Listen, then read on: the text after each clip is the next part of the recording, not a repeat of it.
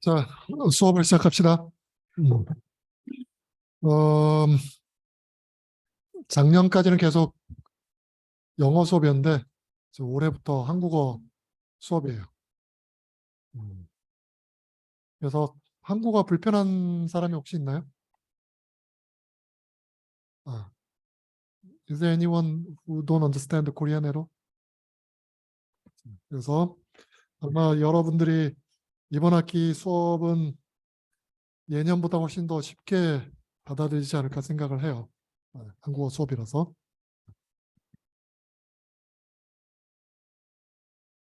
그러면 시스템 소프트웨어에서 뭘 배우는지 한번 우리가 살펴보도록 합시다. 아마 여러분들 중에 이제 이게 무슨 과목이 잘 모르고 들어오는 사람도 있을 것 같아서 설명을 좀 할게요. 우리가 주로 할 거는 시스템 소프트웨어라고 되어 있지만 실제로 크립토 쪽을 주로 할 거예요. 그래서 크립토 쪽 시스템의 소프트웨어, 시어리랑 그리고 실제로 어떻게 사용할 수 있는지 이런 것들을 배우게 되는 과목이라고 생각을 하면 돼요.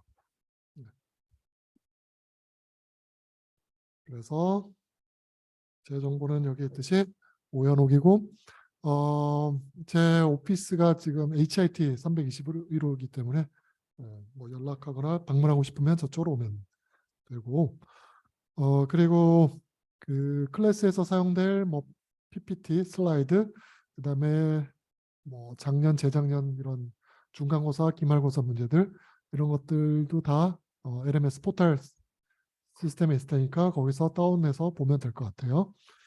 그리고 수업 내용은 일단 줌 링크에서 그 녹화해서 밑에 있는 유튜브 링크에다가 다 올려줄 거예요. 일주일에 한 번씩 정도. 그래서 혹시 수업 시간에 들었던 걸 이해 못했다든지 못 쫓아갔다든지 뭐 그런 경우에 참조하면 될 것 같고, 그리고 2022년, 2021년 작년, 재작년도 거 시스템 소프트웨어 수업 영어로 된 게 있어요. 녹화된 게. 그래서 나는 미리 예습을 하고 싶다 또는 영어가 편하다 그러면 저걸 보면 돼요. 그리고 텍스트북은 특별히 없고 그런데 내가 이제 뭔가 좀 읽고 싶다 따로 그러면 저기 Introduction to Modern Cryptography를 구글링해서 보면 PDF가 있을 거예요. 그래서 그걸 참조하면 될 것 같아요. 내용이 많이 설명이 되어 있어요. 그리고 그레이딩은 중간고사, 기말고사 한 번씩 볼 거고, 그리고 홈워크에 아마 있을 것 같아요. 올해는 한국어라니까 홈워크를 아마 낼 것 같아요.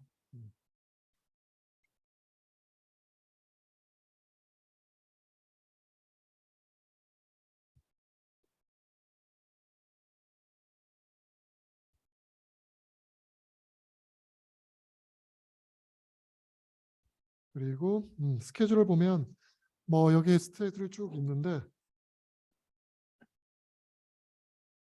스케줄을 상관없이 그냥 차례대로 쭉 슬라이드 올려준 거 차례대로 나간다고 생각을 하면 될 것 같아요. 그래서 어떤 내용을 배우게 될지 이제 보면 아마 여러분들 웹은 많이 사용하죠. 웹. 그렇죠? 웹 사용할 때 HTTP도 쓰고 HTTPS도 사용하죠. 그래서 S가 붙는 게 뜻이 CQR라는 뜻이죠. CQR라는 뜻이고 그래서 HTTPS를 사용하게 되면 어떤 점이 달라지냐면 메시지를 보내고 받고 하는 쪽이 있다고 치면 보내는 쪽이 클라이언트로 치고 이쪽을 서버라고 치면 클라이언트에서 서버로 메시지를 보낼 때 그냥 보내지 않고 메시지를 암호화해서 보내는 게 HTTPS죠. 그래서 암호화해서 보낸다. 왜냐하면 우리가 인터넷 같은 걸 사용할 때 이 중간에서 계속 누군가 쳐다볼 수 있겠죠. 관찰한 사람, 이베스트라퍼가 있을 수 있기 때문에 이걸 암호화해서 보내고 있죠. 그리고 뭐 인터넷뿐만 아니라 여러분들 그 AP 연결할 때, 와이파이 연결할 때 WPS를 쓰기도 하고 WEP를 쓰기도 하고 막 그러죠. 그렇죠? 그래서 WPA2를 많이 사용할 텐데 WEP 얘는 사실 시큐하지 않죠. 얘는 시키지 않는데 이런 게 왜 시켜야 하지 않은지 이런 걸 좀 살펴볼 거예요. 그래서 커뮤니케이션 할 때 우리가 데이터를 주고받을 때 암호를 적용할 거고, 그 다음에 파일 같은 거 저장할 때도 암호를 지원을 하죠. 요즘 나와 있는 것들 보면 파일 같은 것도 하고 있고, 뭐 컨텐트 프로텍션, 뭐 DVD, 여러분들 이제 DVD 같은 거 플레이어도 없죠. 블루레이 이런 거 없을 텐데 옛날에는 뭐 지역 리즌 같은 것도 있어서 지역 바깥에서는 열지 못하게 되어 있고 카피도 안 되게 되어 있고 막 이런 식으로 되어 있었죠. 암호화가 적용이 되어 있었어요. 그래서 이런 경우에는 이제 DRM이라고 하는 디지털 라이트 매니지먼트,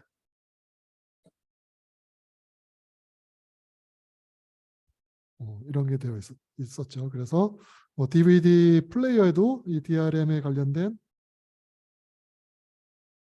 코드가 들어있고, 그래서 DVD를 예를 들어서 뭐 아프리카에서 샀다, 한국에 갖고 오면 플레이가 안 되죠. 리전별로 나눠서.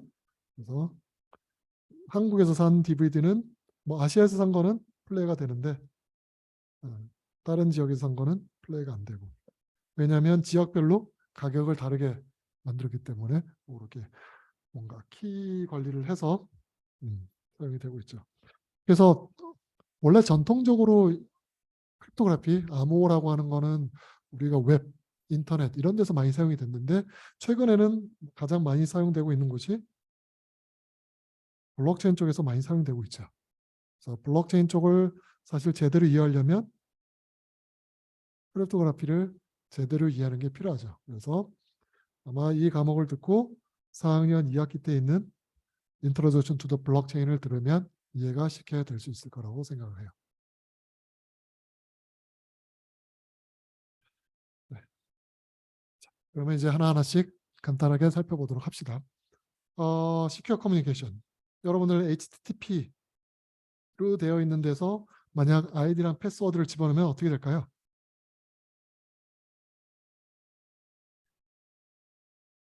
우리나라에서는 그런 경우가 없던 것 같은데, 만약에 HTTP로 들어갔어요, 웹사이트를. 근데 거기에 로그인을 하기 위해서 아이디랑 패스워드를 넣게 되어 있어요. 그러면 문제가 이게 그냥 그대로 다 보이죠.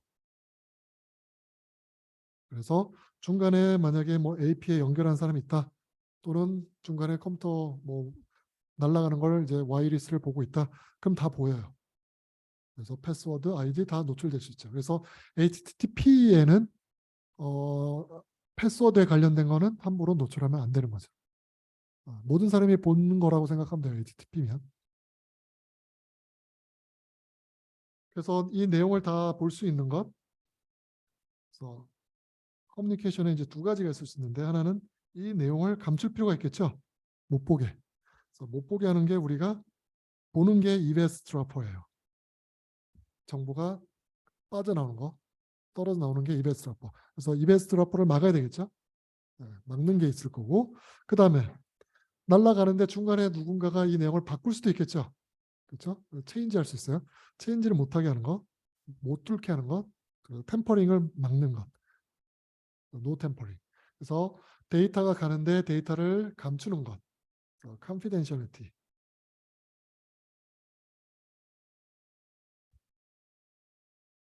있고, 그 다음에 바꾸지 못하게 하는 것, 인테그리티가 있어요. 이 두 가지가 크립토그래피에서 가장 중요한 요소인 거죠. 이 두 가지를 획득하는 것이 굉장히 필요해요. 그래서 이 커뮤니케이션을 보면 두 명 있죠. 두 명이 서로 데이터를 주고받는 거고, 그다음에 중간에 누군가가 관찰하거나 바꾸려고 하는 거죠. 그래서 우리가 모델을 쓰면 이렇게 돼요. 자, 우리가 보통 ABC 이런 말을 쓰잖아요. 사람 붙일 때 ABC. 근데 이제 ABC라는 거 대신 그냥 사람 이름을 많이 붙여서 우리가 노테이션을 쓸 거예요. A 대신 앨리스라고 쓸 거고, 뭐 B 대신 밥이라 쓰고, 다른 이름을 써도 상관없어요. A로 시작하는 거. 그래서 앨리스가 밥한테 데이터를 보내주는 거예요. 그래서 앨리스가 샌더가 되고 밥이 리시버가 되는 거죠. 그 다음에 중간에 이베스트라퍼가 있었죠. 그렇죠? 이베스트라퍼 E로 시작하니까 우리 뭐 사람 이름 아무나 붙이면 돼요. 뭐 에드워드로 해도 상관없고. 그래서 이브. 그래서 이브가 중간에 지나가는 데이터를 올 수도 있고 바꿀 수도 있다. 그래서 이 이브가 우리가 어태커라고 얘기할 거예요. 그래서 우리가 생각하는 세상은 센더랑 리시버가 있는데 중간에 어태커가 있고 이 어태커의 공격으로부터 안전하게 우리 데이터를 보호하는 거에 목적이에요.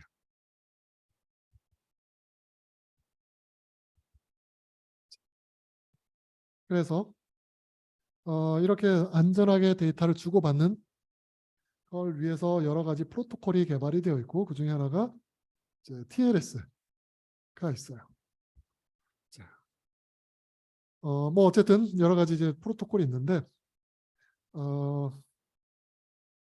먼저 우리가 이제 뭘 할 거냐면 자, 센더랑 리시버가 데이터를 주고받을 텐데 이 사람들이 뭔가 알고리즘을 적용을 할 텐데 알고리즘을 적용하기 위해서는 두 사람 사이에 뭔가 키가 필요해요. 두 사람만 아는 키. 그래서 이 두 사람이 똑같은 키를 가지고 있으면 우리가 시메트릭 키 시스템에 부를 거고 근데 시메트릭 키 시스템이라는 거는 둘 다 똑같은 키를 갖고 있어야 되죠. 근데 처음에 이 똑같은 키를 어떻게 나눠줄까 이게 되게 어렵죠. 키를 똑같은 거를 키라고 하는 건 열쇠라고 생각하면 돼요. 똑같은 열쇠를 나눠주려면 처음에 만나든지 해야 되죠. 근데 안 만나고 어떻게 값을 나눠 가질 수 있을까? 그래서 서로 다른 값으로부터 이 키를 만드는 걸 우리가 퍼블릭 키 시스템이라고 불러요. 그래서 첫 번째로 키, 요 K를 만드는 거, 이 shared secret, 이거는 다른 사람이 보면 안 되겠죠. 둘만 알아야 되는 거니까. 이 K를 만드는 작업이 필요해요. 이거를 뭘 가지고 만들 거냐면 우리가 퍼블릭 키라고 하는 시스템으로 만들 거예요.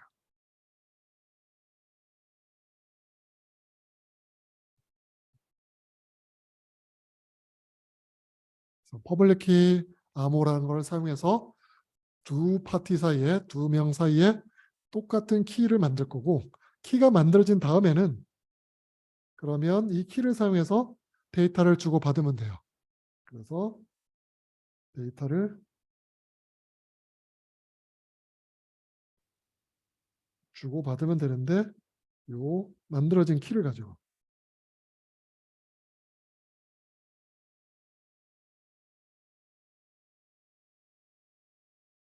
그래서 이렇게 주고받을 때 쉐어된 키를 가지고 주고받을 때 똑같은 키를 사용하고 있죠. 그래서 이 얘를 뭐라 부를 거냐면 시메트릭 키 크립토그래프라고 말할 거예요. 시메트릭 키 크립토그래피.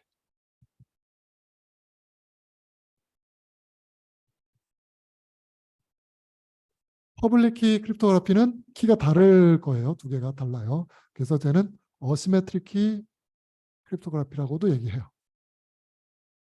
그래서 이 두 가지를 이 수업에서 주로 배우게 될 거고 처음 배우게 되는 내용은 요 먼저 시메트릭 키 크립토그래피부터 먼저 배울 거예요. 그래서 시메트릭 키 크립토그래피를 할 때는 우리가 가정이 뭐냐면 두 명 사이에 똑같은 키를 가지고 있다부터 이제 시작을 할 거예요. 그걸 가지고 이제 시작을 할 거고 나중에 중간고사 본 다음부터 실제로 그러면 이 쉐어드된 키를 어떻게 만드느냐 퍼블릭 키를 시스템을 어떻게 만드느냐는 우리가 중간고사 이후에 배우게 될 거예요.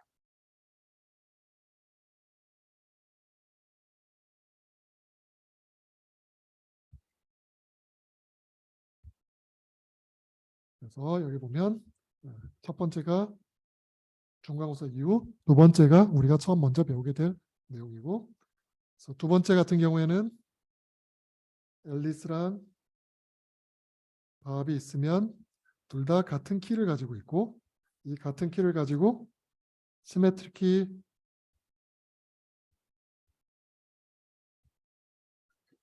크립토그래피를 써서 서로 데이터를 주고받고 보호도 할 거예요. 못 바꾸게. 그 다음에 퍼블릭 키 시스템을 가지고는 A와 B가 키가 있는데 키가 좀 달라요. A가 뭐 예를 들어서 B 같은 경우에는 저희가 퍼블릭 키라고 하는 것과 프라이빗 키라고 하는 걸 만들어서 이 퍼블릭 키를 보내줘요. A한테. 그래서 퍼블릭 키는 모든 사람이 알아도 상관없는 키. 이걸 만들어서 그다음에 이걸 이용을 해서 데이터를 보호하거나 뭐 감추거나 할 거예요. 그래서 얘를 어시메트릭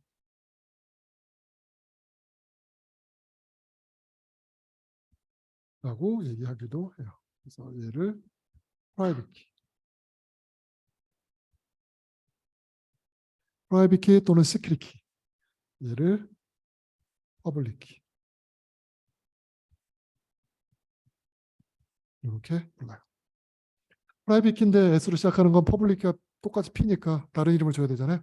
그래서 퍼블릭 키, 시크릿 키 또는 퍼블릭 키, 프라이빗 키 다 같은 말이에요. 그래서 우리가 배우게 될 건 시메트릭 키 크립토그래피랑 어시메트릭 키 크립토그래피고 시메트릭 키 크립토그래피를 먼저 배우게 될 거다라는 거죠.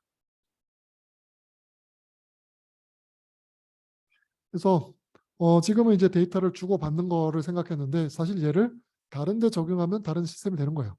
예를 들어서 우리가 디스크에 적용을 한다 치면 디스크에는 그럼 어떻게 하느냐? 디스크도 똑같죠. 오늘의 앨리스가 데이터를 저장을 해요. 그다음에 내일의 앨리스가 이 데이터를 읽어가는 거죠. 그래서 앨리스와 앨리스끼리 서로 통신하는 거라 보면 돼요. 그래서 이것도 오늘의 앨리스는 샌더고 내일의 앨리스는 리시버가 되는 거죠. 그러면 저장된 데이터를 중간에 누군가 볼 수도 있고 바꿀 수도 있겠죠. 이걸 막아야 되겠죠. 그래서 이걸 막으면 우리가 디스크에서 파일을 프로텍션하는 게 되겠죠. 데이터를 바꾸거나 또는 데이터의 내용을 보는 걸 막을 수 있겠죠. 그래서 모든 게 우리가 일종의 통신으로 생각을 하면 뭐 데이터 저장도 통신으로 생각해서 암호화를 적용할 수 있다라고 생각을 하면 되겠죠. 그래서 이제 이 시메트릭 키 인크립션 같은 키를 가지고 서로 데이터를 주고받는 거에 대해서 우리가 잠깐 보도록 합시다. 자, 뒤에서 나올 텐데 이제 샌더가 앨리스고 리시버가 밥이에요. 그 다음에 샌더랑 리시버는 똑같은 키를 가지고 있어요. 그러면 우리가 이걸 시메트릭 키 또는 한국말로 대칭키라 불러요. 대칭키 암호화. 어시메트릭 키는 뭐라 부를까요? 그러면 비대칭 키라고 불러요. 퍼블릭 키는 공개 키라고 얘기를 하죠. 자, 그럼 앨리스는 일단 메시지를 받아요. 이 메시지를 우리가 플레인 텍스트라고 부를 거예요. 지금은 우리가 어떤 용어를 쓰는지 용어를 이제 배운다고 생각하면 돼요. 그래서 앨리스는 플레인 텍스트 M을 받은 다음에 E에 해당되는 K를 사용해서 뭔가 다른 메시지를 만들어요. 그래서 K와 플레인 텍스트를 입력을 해서 E라고 하는 알고리즘이에요. 알고리즘 또는 프로그램에 생각하면 돼요. 그래서 E라고 하는 건 일종의 인크립션, 암호화 알고리즘을 생각하면 돼요. 인크립션 알고리즘을 적용을 해서 뭔가 다른 메시지를 만들어내요. 이 만들어진 메시지를 우리가 사이퍼 텍스트라고 불러요. 암호문이라 부르죠. 암호문. 그래서 얘가 암호문. 그 다음에 플레인 텍스트는 플레인이 뜻이 뭐죠? 평평하다는 뜻이죠. 그래서 얘는 평문이라 불러요. 네, 한국어로. 그래서 플레인 텍스트, 사이퍼 텍스트, 평문, 암호문. 그래서 평문을 받고 키를 받은 다음에 뭔가 알고리즘을 적용해서 암호문을 만들어서 이 사이퍼 텍스트를 이제 우리가 보내겠죠. 네트워크로 보내겠죠. 이 네트워크는 우리가 당연히 믿을 수 없어요.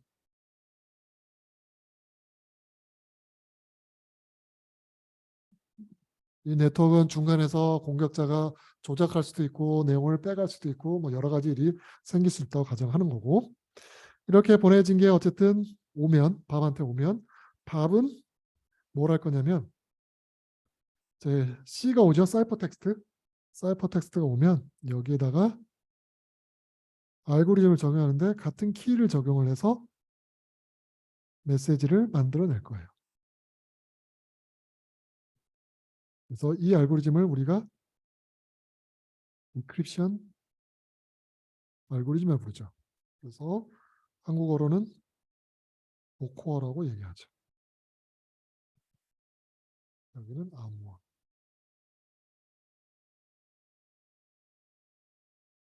그래서 사이버 텍스트를 만드는 걸 우리가 암호화라고 얘기하고, 사이버 텍스트부터 플레인 텍스트, 평문을 만드는 걸 복호화 또는 디크립션이라고 얘기를 하죠. 그래서 인크립션과 디크립션 알고리즘을 합쳐서 인크립션 알고리즘, 디크립션 알고리즘을 합쳐서 우리가 사이퍼라 불러요. 사이퍼. 왜냐하면 인크립션 알고리즘과 디크립션 알고리즘은 하나의 쌍이겠죠. 이 인크립션을 쓰면 그거에 해당되는 디크립션 써야 되겠죠. 그렇죠? 그래서 인크립션, 디크립션 항상 쌍으로 존재하기 때문에 이걸 합쳐서 우리가 사이퍼라 불러요. 그래서 다양한 사이퍼들이 있는 거죠. 뭐 한국말로는 그냥 암호화라고 그냥 불러요. 통칭해서. 그리고 키가 있는데 이 키를 우리가 보통 뭐 시크릿 키라고 얘기해요. 시크릿 키는 양쪽이 똑같은 키라고 생각하면 돼요. 비밀을 유지해야 되는 키. 통칭 보통 이제 시크릿 키는 128비트쯤 돼요. 왜 128비트를 쓰느냐? 더 짧은 거 쓰지 않고 또는 더 긴 걸 쓰지 않고. 2의 128승은 얼마나 큰 숫자일까요? 한숨이 나오는 숫자죠. 어, 2의 128승은 우주에 있는 원자의 수보다 많아요. 그래서 2의 128승은 사실 우리가 셀 수 없죠. 셀 수 없어요. 대충 2의 80승만 돼도 못 세요. 그래서 128승이라는 얘기는 뭐냐면 우연히 막 여러분들이 그냥 찍어서 해볼 수 있죠. 요 키를 넣어보고 저 키를 넣어보고 만든 키 모르는데 내가 막 취재해보는 거예요. 2의 128승 하면은 찾아낼 수 있죠. 그렇죠. 근데 2의 128승 못하죠. 너무 오래 걸려서. 예. 지금 우주가 한 140억 년쯤 되잖아요. 예. 그거를 뭐 계속 반복해도 찾기 힘들기 때문에 안전하다라고 생각을 하는 거죠. 그래서 128비트 정도를 사용을 해요. 물론 저보다 더 긴 걸 쓰면 더 풀기 어렵겠죠. 그렇지만 못 푸는 건 아니죠. 이게 128승을 하면 풀 수는 있는 거예요. 암호라고 하는 게 확률이 0은 아니에요. 그렇죠? 절대로 못 푸는 건 아니지만 아주 오래 걸린다. 풀기 어렵다라고 생각합니다. 자, 그래서 우리가 가정하는 건 요 키 값은 보내는 사람 받는 사람 외에는 아무도 모른다라고 생각합니다. 공격자는 K를 모른다. 그게 가정이에요. 그 다음에 인크립션 알고리즘, 디크립션 알고리즘은 알려져 있는 거예요. 그래서 알고리즘은 우리가 감추지 않아요. 알고리즘 다 공개되어 있다. 왜냐하면 알고리즘 어떻게 하다 보면 노출이 될 수도 있기 때문에 인크립션, 디크립션 알고리즘 노출되어 있고, 키만 모를 때, 그럴 때 스킴이 안전해야지 우리가 안전한 사이퍼다라고 얘기를 할 거예요. 그래서 샌더와 리시퍼에 대한 키만 알려져 있지 않고 다른 건 다 알려져 있을 때 안전한 알고리즘을 우리가 만드는 것이 목적이에요. 그래서 되게 조심해야 될 건 뭐냐면 여러분들이 이 사이퍼, 인크리션, 디크리션 알고리즘을 만들 수도 있죠. 만들어 보는 것도 괜찮아요. 대부분 깨져요. 깨진다는 얘기는 시큐어하지 않아요. 쉽게 키가 없어도 복호할 수 있어요. 자, 이게 뭐 되는지 안 되는지 우리가 이제 수업 시간 시험을 통해서 여러분들이 이제 감을 끼우게 될 거예요.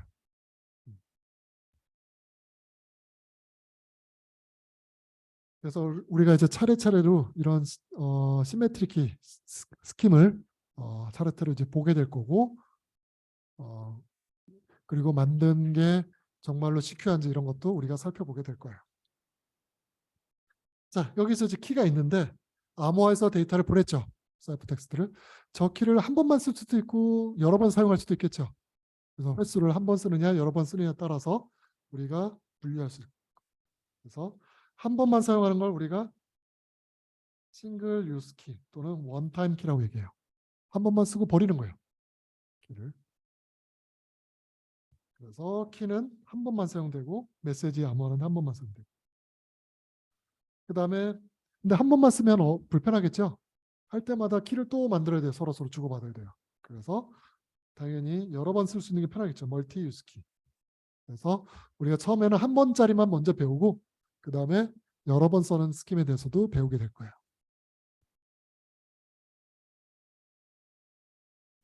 그래서 한 번 쓰는 건 알고리즘은 되게 간단해요. 한 번만 써 버리니까. 근데 여러 번 쓰는 건 알고리즘이 훨씬 복잡하겠죠. 여러 번 쓸 수 있어야 되니까. 이런 걸 우리가 배우게 될 거예요. 그래서 먼저 시메트리 키를 배울 텐데 시메트리 키에서 한 번 쓰는 걸 배울 거고 그 다음에 여러 번 쓰는 걸 배우게 될 거예요. 순서상으로.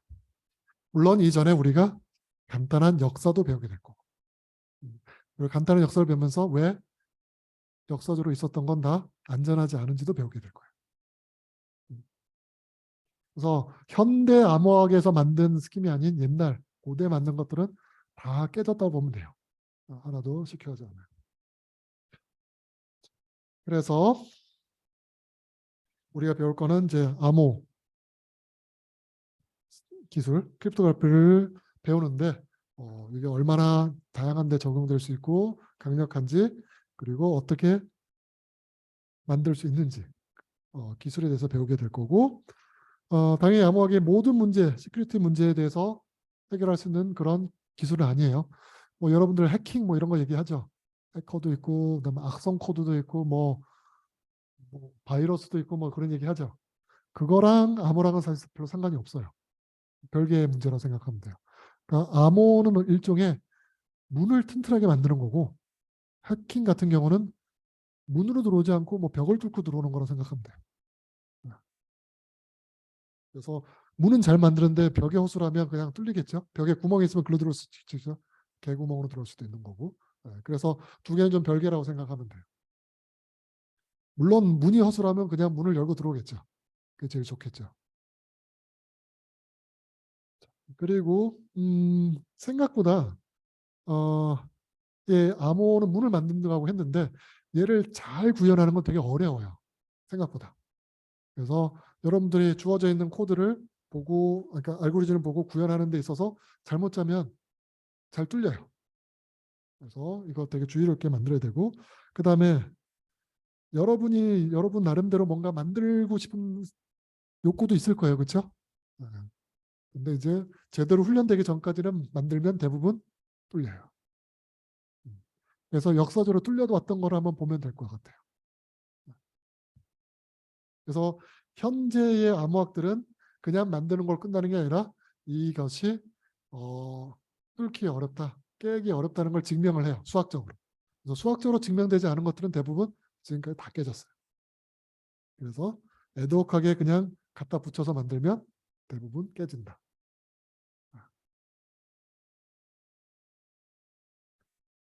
자, 그러면 이제 크립토그래피, 암호학이 뭐냐 배워야 되겠죠? 크립토그래피는 두 가지로 크게 나눠져요. 하나는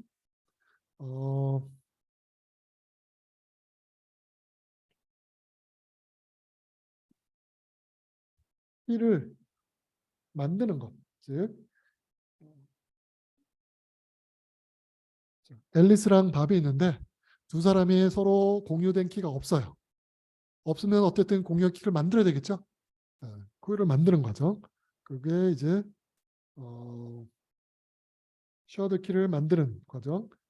어시메트릭 키 인크립션, 어시메트릭 키 프로토콜 통해서 퍼블릭 키 프로토콜 통해서 퍼블릭 키 또는 어시메트릭 키를 통해서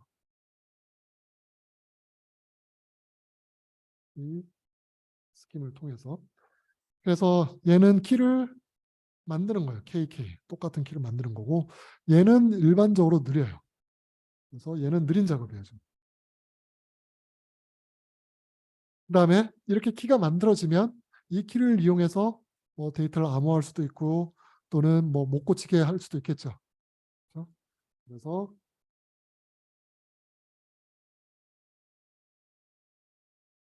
시메트리 키를 써서 우리가 암호하거나 뭐 고치지 못하게 이렇게 할 수가 있어요.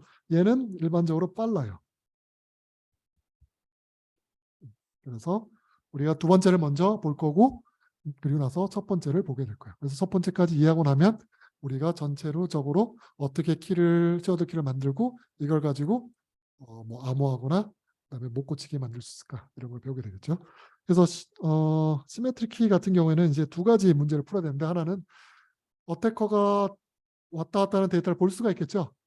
그렇죠? 못 보게 하는 거. 못 보게 하는 걸 우리가 confidentiality. 한국어로는 비밀성이라고 불러요. 네. 기밀성 말고 기밀성. 기밀성. 밀은 비밀이라는 뜻이니까 기밀성이라고 부르고 integrity. 이거를 우리가 무결성이라고 불러요. 무결성.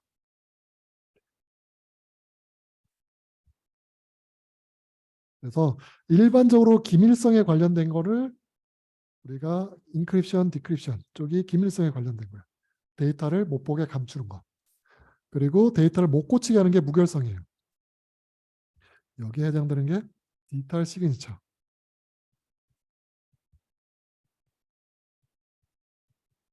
전자서명이 있죠. 전자서명이 일종의 못 고치게 하는 것. 라고 보고 암복화가 confidentiality라고 보면 되겠죠. 그래서 어느 게 더 중요한 것 같아요? confidentiality와 integrity. 둘 다 중요하죠. 둘 다 중요해요. 경우에 따라서는 이제 confidentiality 중요한 경우도 있을 거고, 뭐 인테그리티가 더 중요한 경우도 있을 거고. 보통 이제 웹에서 우리가 데이터 주고받는 거, HTTP 그런 경우는 뭐가 더 중요했을까요? confidentiality가 훨씬 더 중요했어요. 왜냐하면 데이터 주고받는데 누가 보면 안 되니까. 물론 전자서명을 할 거나 이럴 때는 디지털 서명을 해야 되니까 중요하겠죠. 무결성이.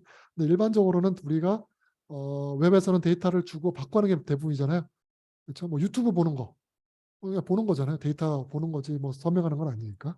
컴퓨터에서도 훨씬 많이 쓰였고 블록체인에서 뭐가 더 중요할까요? 인테그리티. 전자서명 이게 더 중요한 거예요. 그래서 두 개의 용도가 좀 다르다고 보면 돼요. 자, 그래서 이렇게 데이터를 주고받는 게 있을 수 있고 뭐 디지털 시그니처, 전자서명 도 있고 이 두 가지까지는 뭐 많이 들어봤을 거예요. 암호하고 전자서명까지는 많이 들어봤을 거고 그 외에도 되게 여러 가지들이 있어요.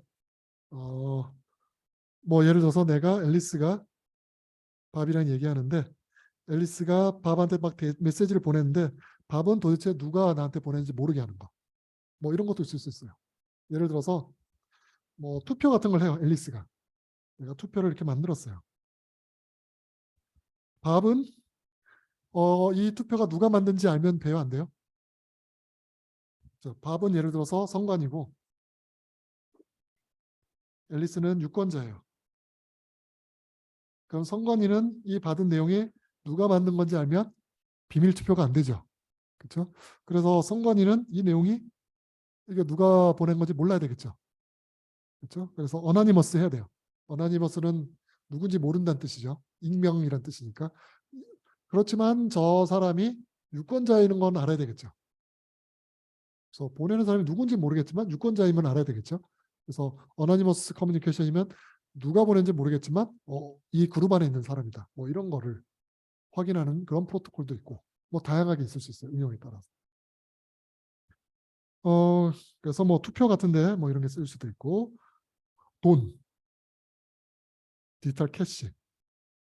그래서 뭐 블록체인 같은 경우에 보면 우리가 블록체인에다 데이터를 저장하면 누가 누구한테 얼마 보냈는데 이렇게 다 저장이 되거든요.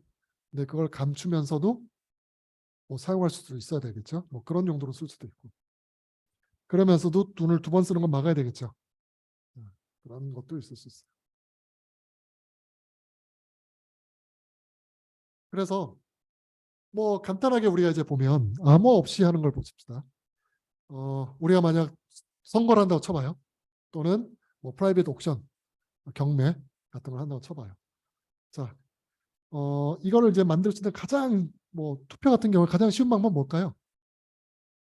암호를 안 쓴다고 치면 제일 쉬운 방법이 그냥 믿을 만한 사람이 있으면 되겠죠. 그냥 믿을 만한 사람이 있어요. 우리가 얘를 다 믿는 거예요, 완전히. 뭐 선관위인데 완전히 믿을 만한 선관이다. 믿을 만한 선관이고 이 사람한테 그냥 두는 거예요, 다 내 정보를. 그래서 뭐 0, 1, 1, 0, 1. 찬성 3명, 뭐 반대 2명 이런 식으로. 그럼 선관위에서는 저기 믿을 만한 데니까 얘는 찬성이 3이었다 이렇게 발표하는 거예요. 그러면 그냥 믿으면 되죠. 그렇죠? 그래서 트러스티드 오서리티가 있으면 믿을 만한 사람이 있으면 우리가 아무 문제가 없어요. 그러니까 믿을 만한 존재가 있다는 얘기는 유권자로부터 선관위를 가는 저 채널, 저 중간에도 공격자가 못 들어오고 그냥 안전하다고 생각하는 거예요. 아무도 못 보고 선관위에 봤을 때도 뭐 누가 어떻게 투표했는지 밝히지도 않을 거기 때문에 그냥 안전한 스킴이에요. 그래서 이게 가장 좋은 아이디어란 케이스겠죠. 그래서 이런 아이디어란 케이스에서는 암호 이런 거 필요 없어요. 근데 현실은 이렇지 않죠. 현실은 이렇게 트러스티드 오서리티가 없죠. 실제로는 주고받을 때 누가 자꾸 중간에서 살펴보기도 하고 고치려고 할 거고 트러스트 오서리티도 사실을 보면 해커가 들어가서 고치기도 하고 뭐 관리자가 고치기도 하고 못 믿죠. 세상은 못 믿기 때문에 실제로는 이걸 할 수가 없어요. 그래서 우리가 원하는 건 뭐냐, 이 트러스트 오서리티가 사실 믿을 만한 사람이고 얘가 뭐 계산을 하는 거예요. 그냥 받아가지고 뭐 0, 1, 1, 0 받아서 2다 이렇게 답을 해주는 거예요. 이게 제일 좋은 건데 실제로는 이걸 못하니까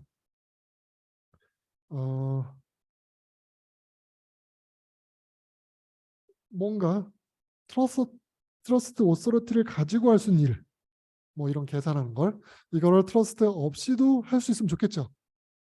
그렇죠? 네, 이런 거를 해줄 수 있는 그런 암호 프로토콜도 있어요. 그게 이제 Secure Multi-Party Computation.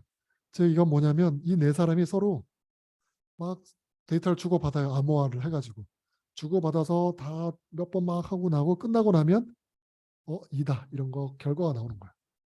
근데 누가 1이고 누가 0인지 몰라요. 이렇게 하는 프로토콜도 있어요. 그래서 뭐 암호화기 단순 인크립션, 디크립션, 그다음에 전자 서명만 있는 게 아니라 굉장히 다양한 분야들이 존재해요. 뭐 또 다른 예로 보면 이런 것도 볼 수 있겠죠. 자, 앨리스가 구글한테 뭔가 쿼리를 날려. 나 이런 키워드로 찾고 싶다. 이렇게 날려요. 그러면 구글은 사실 이 사람이 무슨 쿼리를 물어봤는지 알죠. 근데 이거를 이제 구글한테 알리고 싶지 않은 거예요. 내 프라이버시 때문에 알리고 싶지 않아요. 그러면 내 쿼리를 뭔가 암호화를 해서 보내면 그럼 얘는 이 쿼리가 뭔지 모르겠고 그렇지만 뭐 계산해 볼 수 있겠죠. 뭔가 계산해서 결과가 났는데 얘도 암호화가 되어 있는 거예요. 그래서 이거를 이렇게 딱 보내게 되면 그러면 앨리스는 이거를 디크립션 해가지고 결과가 뭔지 알아요. 그래서 중간에 있는 애는 계산을 열심히 했지만 자기가 뭘 계산하는지 모르는 이런 것도 있죠. 뭐 이런 걸로 관련된 게 펑셔널 인크립션.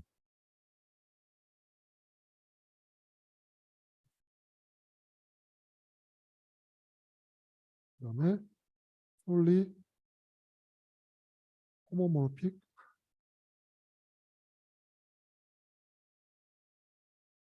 encryption. 그래서 이쪽은 아직 연구 중인 그런 분야인 거죠. 그래서 뭐 암호학자들이 뭔가 연구한다 그러면 저렇게 새로운 것들을 만들고 있는 거예요. fully homomorphic encryption. 그다음에 또 뭐가 있냐면 뭐 이런 문제를 생각합니다. 앨리스가 어떤 P라고 하는 숫자와 Q라는 숫자 두 개의 소스 프라임 넘버를 곱해가지고 나온 N이라는 숫자를 가지고 있어요. 그래서 앨리스는 뭘 얘기하고 싶냐면 나는 N의 팩터, 인수 값을 알고 있다. 이런 걸 증명하고 싶은데 인수가 뭔지는 알려주고 싶지 않아요.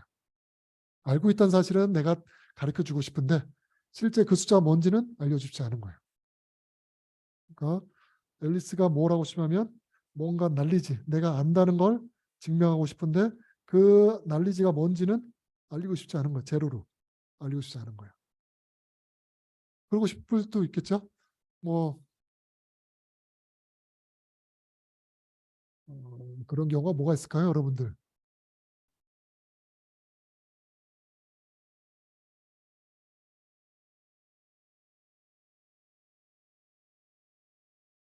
음. 그래서 어쨌든 뭐 이런 것들을 우리가 한국어로 얘기하면 제로 난리지는 0이잖아요. 0. 이건 지식이고 그래서 얘를 0 지식 그리고 프루프 오브 난리지에서 이 프루프에 해당되는 게 증명. 그래서 이걸 영지식 증명이라고 부르죠. 사실 영지식 지식 증명을 줄여서 영지식 증명이라고 얘기를 해요. 그래서 이쪽도 많이 연구를 하고 있죠. 그래서 제가 주로 연구하는 분야가 이 마지막 영지식 증명 쪽을 많이 하고 얘가 주로 어디에 많이 사용되냐면 블록체인 쪽에 많이 적용이 되고 있어요. 그래서 아마 이 수업에서는 이쪽을 어드밴스 쪽을 커버하지는 않을 거고 주로 앞쪽에 있는 이제 기초적인 것을 주로 커버하게 될 거예요.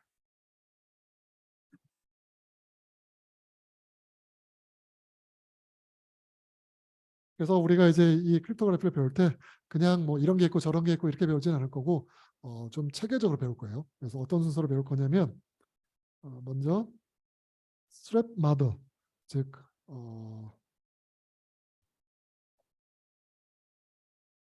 위험 모델 그래서 공격 모델을 먼저 생각할 거야. 공격 모델, 공격자 모델. 그래서 어떤 우리가 암호 알고리즘을 개발하면 얘를 공격하는 사람이 있을 거 아니에요, 그렇죠? 공격하는 사람이 얼마나 능력이 있느냐에 따라서 더 이게 안전할 수도 있고 안전하지 않을 수도 있어요. 그래서 우리가 만든 거는 이런 공격자에 대해서 안전하다. 뭐 이렇게 얘기할 수가 있어요. 그러려면 어떤 공격인지 이제 알아야 되겠죠. 그래서 일단 공격자 모델을 먼저 배울 거예요. 그리고 나서 스킴을 만들고 그 다음에 스킴이 이 공격자 모델에서 안전하다라는 것을 증명을 할 거예요. 증명을 할 텐데 이 증명 방법이 보통 어떻게 되냐면 우리가 먼저 굉장히 잘 알려져 있는 어려운 문제를 생각을 해요. 그래서 이 문제는 내가 볼 때 되게 어렵다. 모든 사람들이 동의한 문제가 있어요. 굉장히 기본적이고 어려운 문제들이 있어요. 그래서 이 어려운 문제를 가지고 문제가 있고 그다음에 내가 이 공격자 모델 가지고 이제 내가 어떤 알고리즘을 개발을 했어요. 근데 이 알고리즘을 깨는 그런 공격자가 있을 수 있겠죠. 그렇죠? 그래서 이 알고리즘을 깨는 공격자가 있다라고 가정을 해요. 그래서 이 가정을 한다는 얘기는 이제 이런 공격자가 있다라고 가정을 하고 만약에 이런 공격자가 있으면 그러면 이 공격자를 이용해서 이 어려운 문제를 풀 수 있어. 그래서 이거를 우리가 리덕션이라고 부르죠.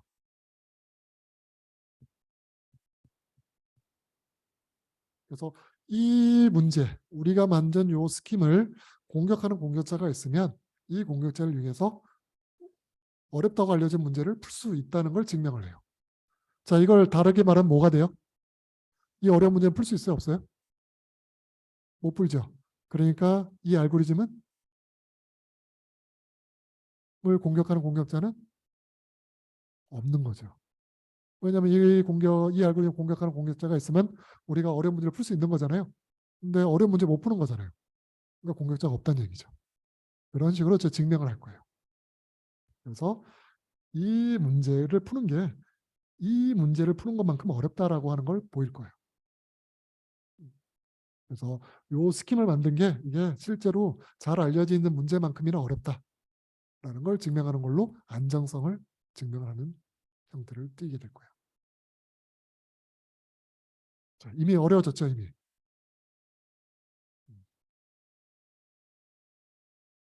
그래서 다르게 얘기하면 어태커가 있으면, 공격자가 있으면 우리가 만든 문제가 있어요. 컨스트럭션. 알고리즘이 있고, 그다음에 여기에 어려운 문제가 있어요. 하드 프로블럼.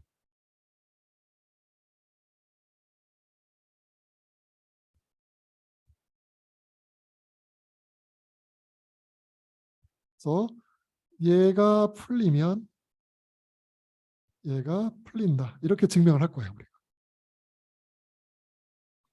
자, 얘가 깨지면 Q가 깨진다. P가 깨지면 Q가 깨진다. 근데 이거랑 동치인 게 뭐죠? 이퀴벌런트한 게 나 Q이면 나 P죠. 자, 나 Q란 뜻은 뭐예요? Q가 안 깨지면 P는 안 깨진다죠. 근데 Q는 깨져요, 안 깨져요?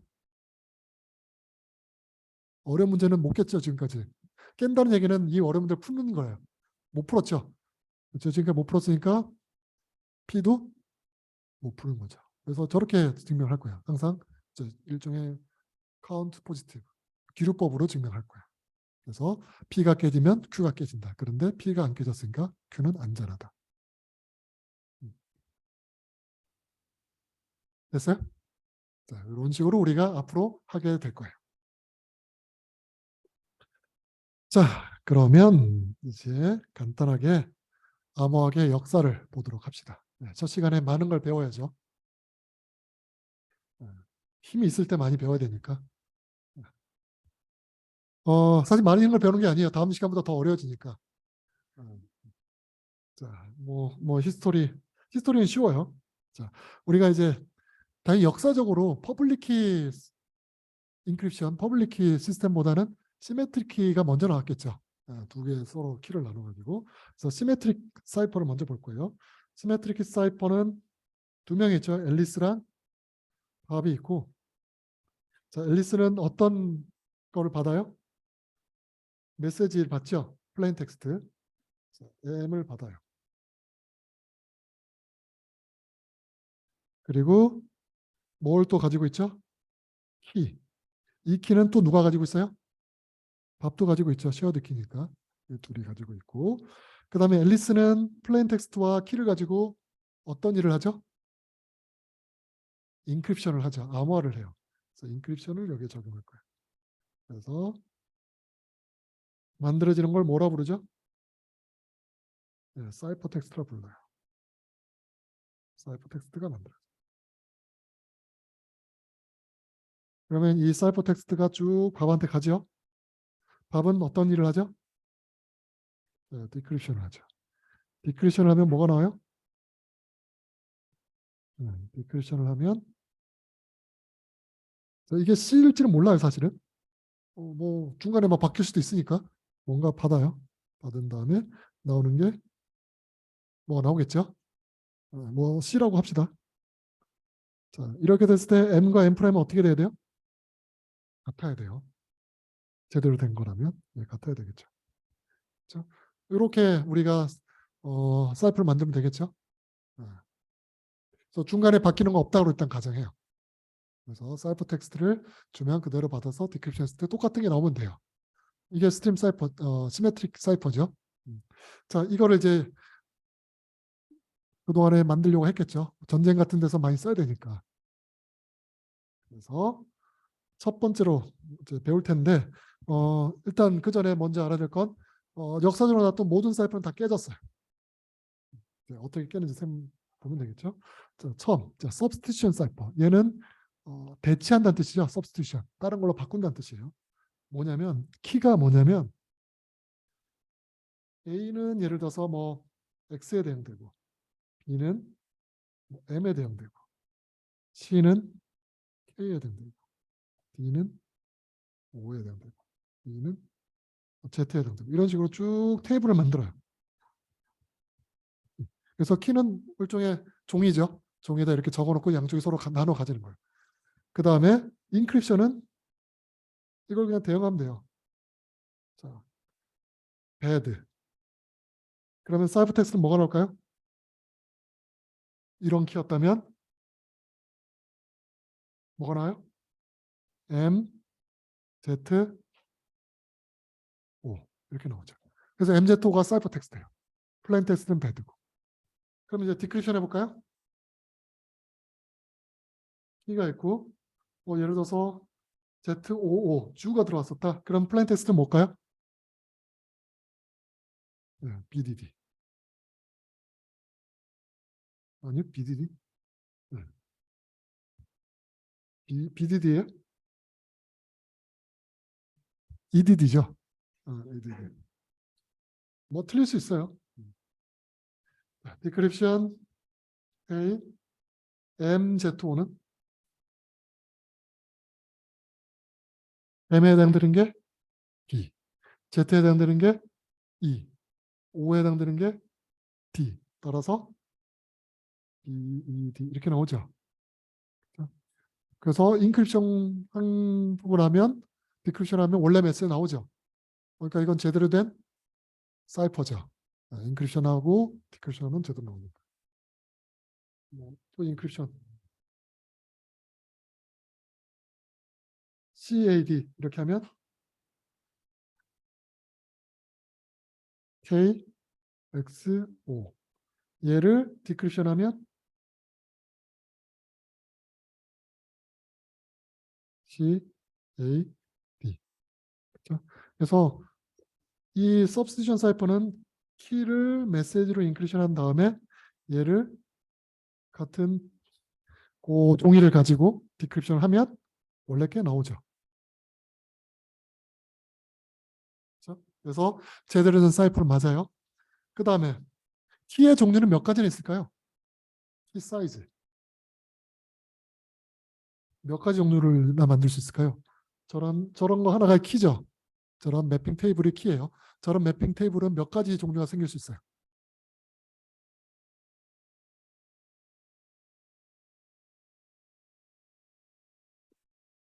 세 보게요.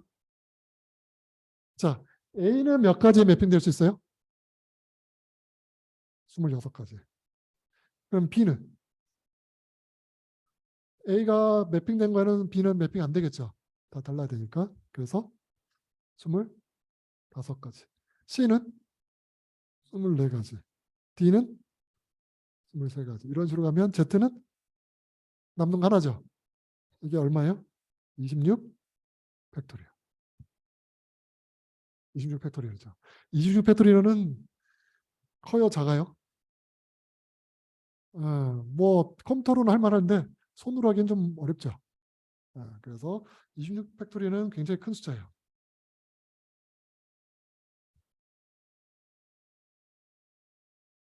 그 얘기는 키는 굉장히 종류가 많다는 거죠. 그래서 그냥 MZ5만 딱 있을 때 이게 어떤 거에서 나왔는지 못 맞춰요. 좀 맞추기 어렵겠죠. 그냥 대충 막 넣어서 말이 되는 걸 찾는 건 되게 어렵겠죠. 어려워요.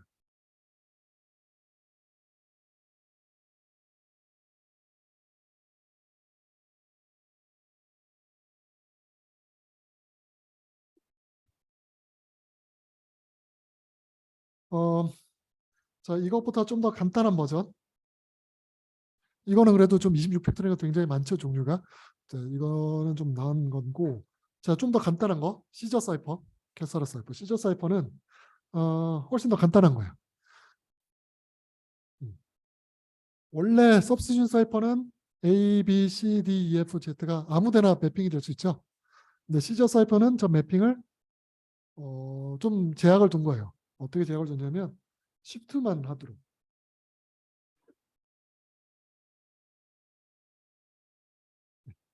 즉, 그래서 A 뭐 키가 3이다. 그러면 여기다가 더하기 3을 하는 거예요. 그래서 A 더하기 3 하면 뭐 얼마예요?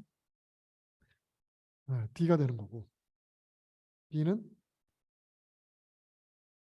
C, D. 간단하죠, 아주. B는 E, F, G, H. 그냥 차례대로 쭉 가는 거예요. 훨씬 간단하죠. 그래서 예를 들어서 인크립션 그러면 얼마일까요?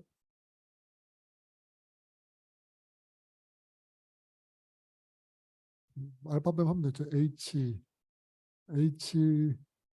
뭐야 그 다음에 I, J, K겠네요.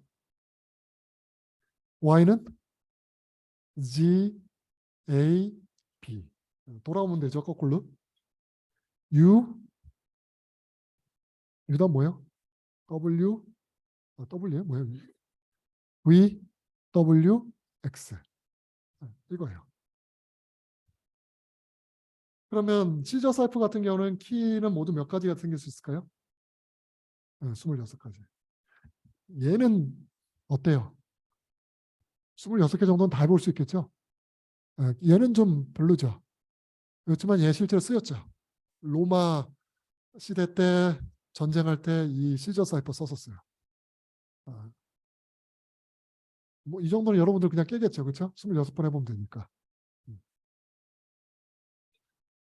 자, 뭐 시저 사이퍼는 뭐 깨는 건 문제도 아니고, 자, 앞에 서브시저 사이퍼는 26 팩토리얼인데 26 팩토리얼을 다 해보기는 어렵죠. 그렇죠? 그럼 쟤를 어떻게 깰 수 있을까? 자, 얘는 답이 뭘까요? 아빠 서브시저 사이퍼의 키 스페이스는 얼마라고요?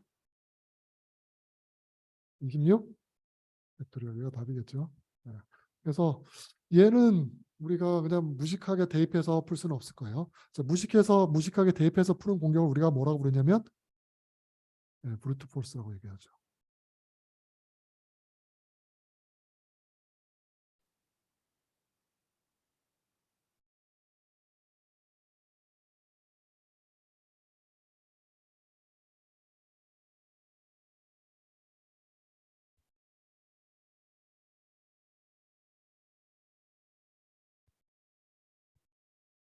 잠깐만요.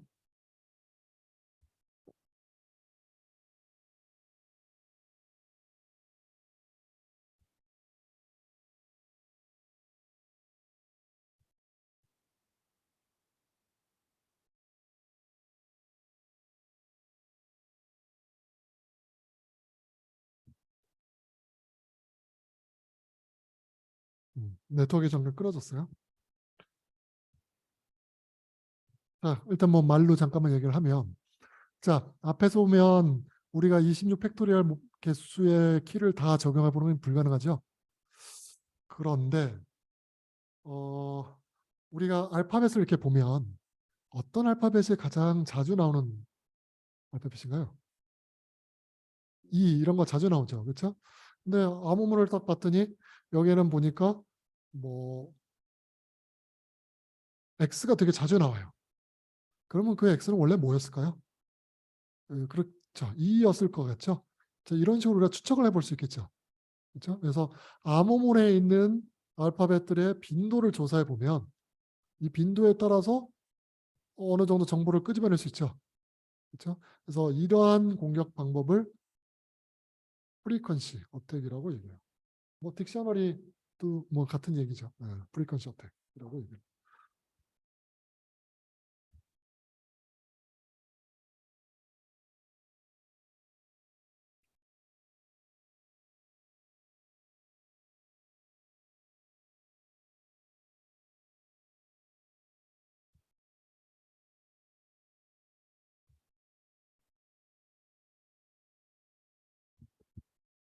음.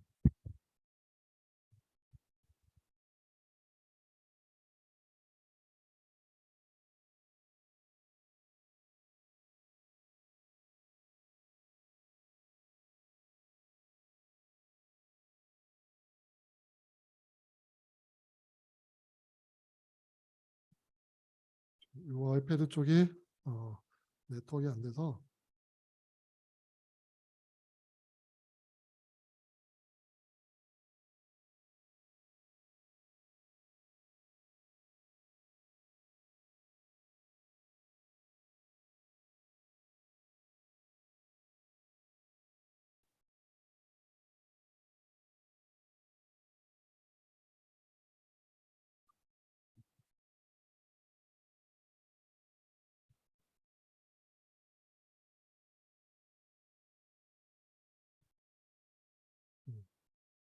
그래서 다른 걸로 바꿨어요.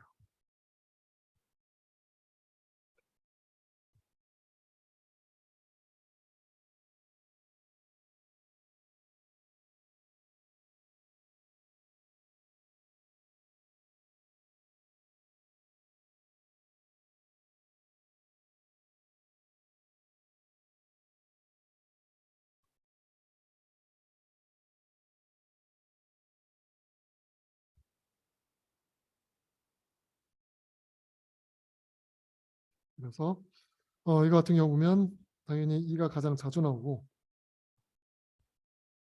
이런 성질을 이용해서 우리가 암호문에서 이 값이 원래는 뭐였는지 알아낼 수가 있겠죠. 그래서 먼저 우리가 뭐 영어 같은 경우에는 프리퀀시, 뭐 한국어도 똑같이 할 수 있죠. 어떤 자주 나오는 캐릭터가 있으면 이걸 가지고 프리퀀시를 하고, 뭐 예를 들어서 글자 2개짜리도 보면 TH 이런 거 자주 나오죠. 더 이런 것 때문에. 그래서 2개 쌍이 자주 나오는 게 있으면 이건 TH겠구나. 뭐 이런 식으로 짐작을 할 수 있겠죠. 예를 들어서 이렇게 이제 암호문이 있어요. 이거 봐서 뭔지 모르겠죠. 그렇죠? 그리고 그냥 찍어서 맞추려면 26팩토리를 해봐야 돼요. 너무 오래 걸리죠. 근데 이게 딱 봤더니 B가 굉장히 자주 있어요. 그럼 B는 2를 대체한 거였겠죠. 그래서 이거 하나 찾아낸 거예요. 그 다음에 봤더니 U가 자주 나왔는데 영어로 보니까 T인 거. 그래서 이렇게 매칭이 되고 P, A일 거고, 그다음에 2개 자주 나오는 거 봤더니 뭐 NC 이러면 인이라고 하면 자주 나오는 거고, 그다음에 3개짜리 잡았더니 이건 뭐 TH일 거고, 이런 식으로 이제 매핑을 할 수 있겠죠. 왜냐하면 이제 B가 E일 테니까 뭐 이런 걸 이제 찾아낼 수가 있죠. 그래서 우리가 이런 거를 뭐 딕셔너리 어택 또는 프리퀀시 어택, 그래서 이렇게 26팩토리얼 번 안 하고도 금방 찾아낼 수 있죠. 그래서 이런 거에 관련된 소설이 있죠. 여러분들이 그 EA4 에드가 앨런 포의 황금충 골드버그라는 소설을 단편 소설 읽어본 적이 없나요? 뭐 고등학교 때 읽어보지 않아요? 영어로 된 거? 안 읽어봤어요? 학교에서 시키지 않았었나요? 네. 그러면 이번에 가서 한번 읽어보세요. 되게 짧아요. 뭐 인터넷에도 이거 다 있어요.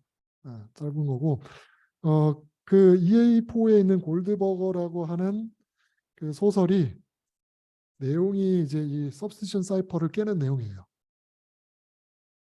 소설을 읽어보면 뭐 그런 내용을 안 읽을 것 그보다 재밌어야 되겠죠, 당연히. 그래서 뭐 어떤 남자가 한 이런 암호 코드를 구하게 되고, 보물 지도에 관련된, 그래서 이 보물 지도를 이제 해석하기 위해서 뭐 이런 형태로 되어 있는데, 얘를 substitution 사이퍼라서 프리퀀시 어택을 해가지고 푸는, 키 없이 그런 내용이 나와요. 그래서 시간이 되면 한번 읽어보길 바랍니다. 뭐 1시간이면 다 읽을 거야, 1~2시간이면.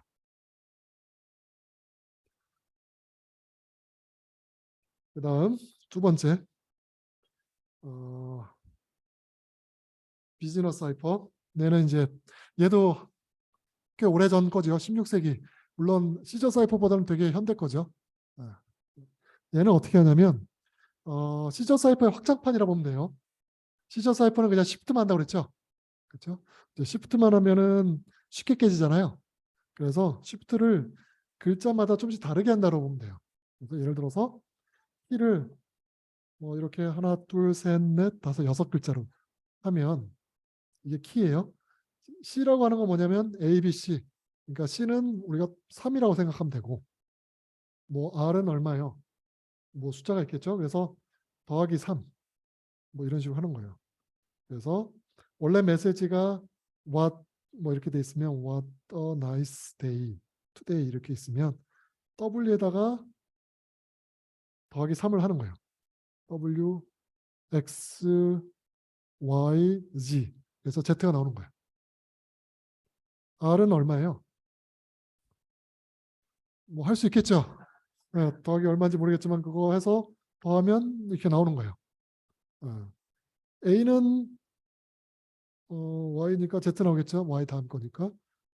p도 더할 수 있겠고 얘도 이렇게 쭉 계산하는 거예요. 자, 그러면 얘는 어떻게 깰까요?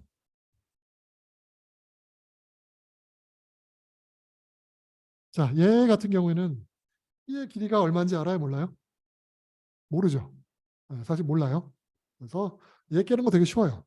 어떻게 하냐면 길이가 1일짜리라고 생각을 해봐요. 그래 놓고 26번 해보면 되겠죠. 그래서 말이 되는지 찾아봐요. 없겠죠? 없으면 키가 2라고 놓고 또 해봐요. 그 다음에 키가 3이라고 놓고 해보고 계속 하면 돼요. 그래서 이것도 프리퀀시 어택을 쓰면 돼요. 그냥. 그래서 K를 1로 놓고 했더니 이게 프리퀀시가 잘 안 맞는 것 같아요. 첫 번째, 두 번째, 세 번째 글자들을 봤더니 프리퀀시 잘 안 맞는 것 같아요. 물론 얘는 좀 크게 있으면 되겠죠. 데이터가 크게 있어서 플레인 텍스트가 크게 있어서 여기 첫 번째, 두 번째 이렇게 프리퀀시를 봤더니 잘 안 맞는다. 그러면 이제 K를 2로 놓고 첫 번째 글자에 대해서만 이렇게 다 모아가지고 프리퀀시 어택을 하는 거고 얘네들끼리 모아서 프리퀀시 어택을 해보는 거죠. 이렇게 모아서. 그런데 잘 안 된다? 그럼 글자를 3글자까지 해보고 그래도 안 되면 4글자, 5글자, 6글자 계속 될 때까지 해보면 돼요. 그래서 대충 한 6글자 정도 해봤더니 H가 되게 자주 나오더라. 그러면 H는 2겠구나. H가 2니까 첫 번째 적용된 건 3이겠구나. 뭐 이런 식으로 찾아낼 수가 있어요. 그 다음 뭐 그래서 얘도 그냥 손으로 깰 수 있겠죠. 그렇죠? 이런 거는 당연히 현대 전쟁에서는 쓸 수 없겠죠. 이 정도 손으로 할 수 있는 건. 그래서 이제 세계 제2차 대전에서는 훨씬 더 복잡한 걸 만들었죠. 세계대전에선. 그래서 로터머신이라고 하는 거를 독일에서 만들었어요.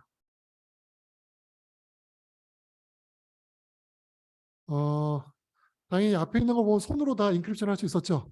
손으로 할 수 있는 거는 손으로 다 디캡션 할 수 있죠. 보니까 몇 번 해가지고. 그래서 여기는 기계를 만들었어요. 그래서 기계를 만드는 게 뭔가 하나 타이핑을 하면 키가 자꾸 바뀌게 돌아가게. 그래서 로터라고 하는 건 뭐냐면 돌아가는 모터처럼 돌아가는 거예요. 로터리 돌아가는 거예요. 그래서 키가 있으면 뭔가 하나를 타이핑하고 나면 메시지가 다음 거가 되면 키가 바뀌어요. 계속 돌아가면서. 조합이 계속 만들어지는 거예요. 그래서 이 조합이 굉장히 많아요. 그래서 이 키 조합이 26개 이 키 매핑이 3개가 돌아가고 있어요. 그래서 이 매핑 자체도 꽤 여러 개인데다가 이 키 매핑이 26개 막 계속 할 때마다 돌아가고 해가지고 찾지 못하게 만들었었어요. 이게 로터 머신이었죠. 그래서 실제로 보면 A라고 하는 걸 넣으면 로터에 이렇게 돌아간 거이기 때문에 뭐 이게 매핑이 돼가지고 얘로 매핑이 되고 그 다음에 이 로터가 또 돌아가서 그 다음 A를 쳤을 때는 또 다른 걸로 매핑이 되고 그래서 매번 칠 때마다 계속 조합이 바뀌는 거야. 그래서 여기 보면 지금 로터가 3개가 있고 리플렉터도 계속 바뀌는 것 때문에 가능한 조합이 26의 4승. 즉 대충 2의 18승인데 실제로는 이걸 2번 쓰는 걸 써가지고 2의 36승 정도 되게 만들었어요. 조합의 개수가. 근데 2의 36승이면 손으로 하기 좀 어렵거든요. 그래서 이 기계를 애니그마라고 불렀죠. 애니그마 수수께끼란 뜻이죠. 그래서 이 애니그마라는 머신이 있었고 이 머신을 깼을까요? 못 깼을까요? 이 머신을 깼죠. 깼어요. 그래서 그거를 영화로 한 게 이미테이션 게임이라고 하는 영화죠. 이걸 깬 사람이 누구예요? 이 사람이? 앨런 튜링이죠. 뭐 시간 되면 한번 보세요. 그래서 영화의 내용이 이 암호 내용을 깨는 내용이에요. 그래서 이걸 그냥 2에 26승, 36승을 막 돌려서 깨기 너무 어렵잖아요. 그렇죠? 뭔가 정보가 있어야 될 거 아니에요. 그렇죠?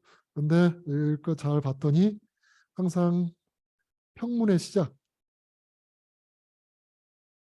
그러니까 암호문 같은 게 나오는데 이 암호문이 뭔가 똑같은 말로 시작되는데 그 암호문이 일종의 인사말처럼 똑같은 평문을 암호한 거여서 똑같이 시작을 했던 거죠. 그래서 그걸 가지고 유추해 가지고 로터가 어떻게 처음에 초기화됐구나 이걸 맞춰 가지고 깼던 거죠.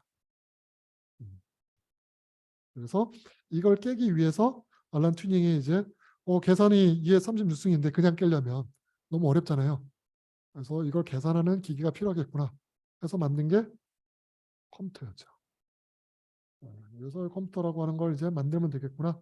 근데 이 컴퓨터를 어떻게 만들까? 일단 현대적인 컴퓨터는 폰노이만이 만들었고, 그렇죠? 뭐 컴퓨터 구조 시간에 배웠던 메모리 있고 하는 식으로 하는 그런 머신은 폰노이만이 만들었고, 튜링 머신은 그냥 가상으로 이런 기기가 있으면 돌아가겠구나 하면서 튜링 머신을 만들었던 거죠. 튜링 머신은 돌아가는 기기는 아니었고, 왜냐하면 이때는 전자적으로 발달한 게 아니었잖아요. 그래서 실제로 이 튜링 머신 같은 거는 기계 장치로 만들려고 막 했었어요. 잘 되지는 않았겠죠.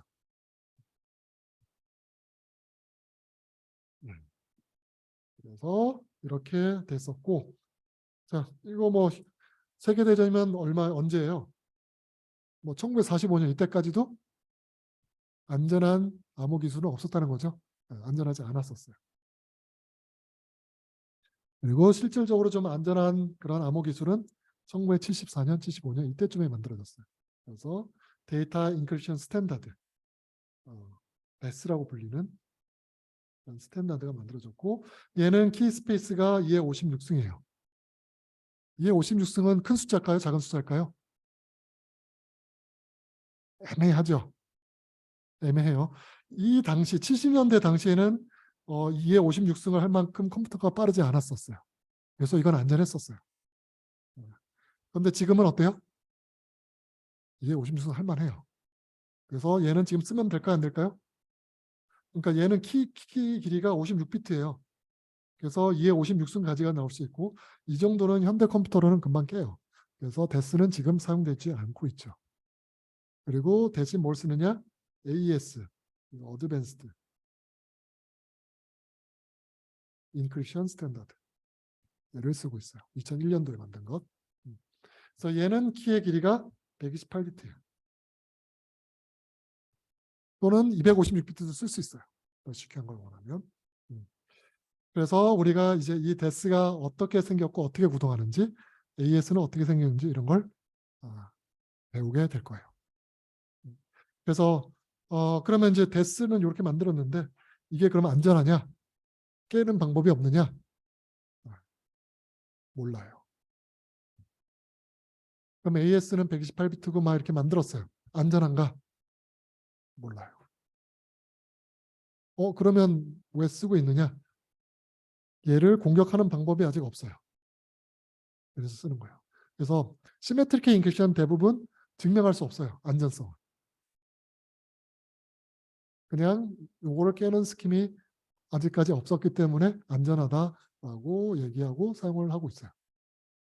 근데 미래에는 만약 이걸 깨는 게 나오면 그러면 알고리즘을 새로 만들어야 되겠죠.